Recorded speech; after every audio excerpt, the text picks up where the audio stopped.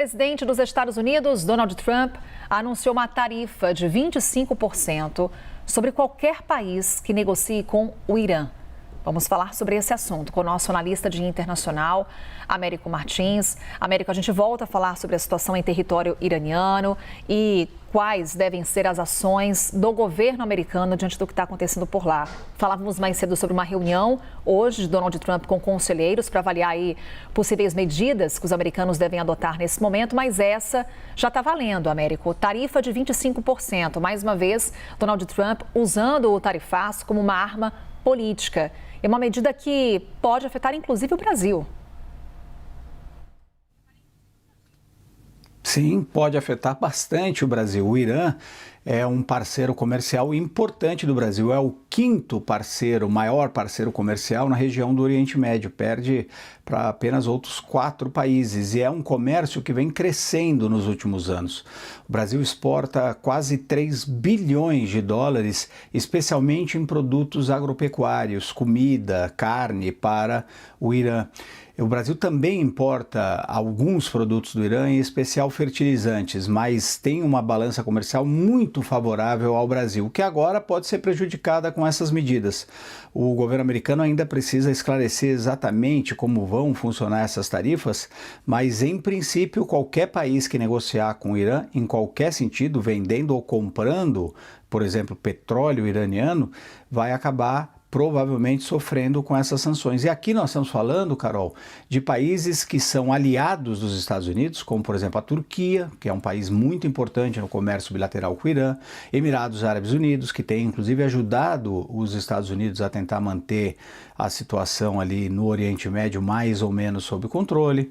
E nós temos também rivais importantes dos Estados Unidos que provavelmente são aqueles que o presidente Donald Trump está mais interessado em prejudicar. A Rússia, por exemplo, que exporta muitos equipamentos militares para o Irã, e a China, que importa muito petróleo.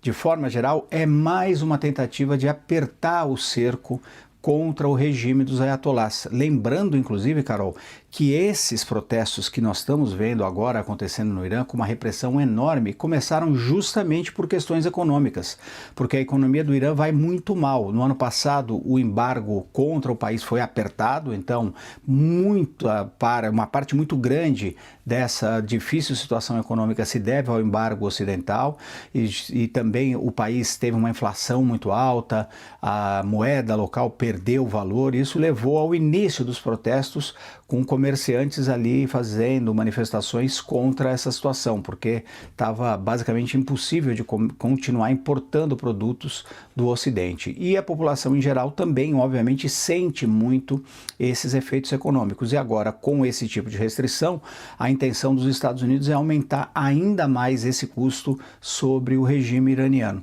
Mas os Estados Unidos também têm opções à mesa para discutir eventuais ações militares contra o regime do Irã. E é isso que o presidente Donald Trump vai discutir hoje, mais uma vez, com os seus assessores.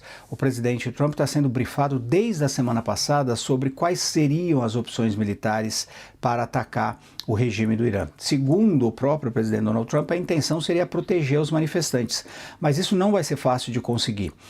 O presidente americano tem algumas opções, como por exemplo, bombardear muito localizadamente, de uma maneira muito focalizada, por exemplo, alvos militares do Irã. Mas isso não vai garantir o final da repressão. Pelo contrário, pode até fortalecer o diálogo aí, a narrativa dos ayatolás, dizendo que eles estão sendo atacados pelos americanos, que são os grandes responsáveis, no final das contas, na narrativa deles, pelos problemas econômicos do país.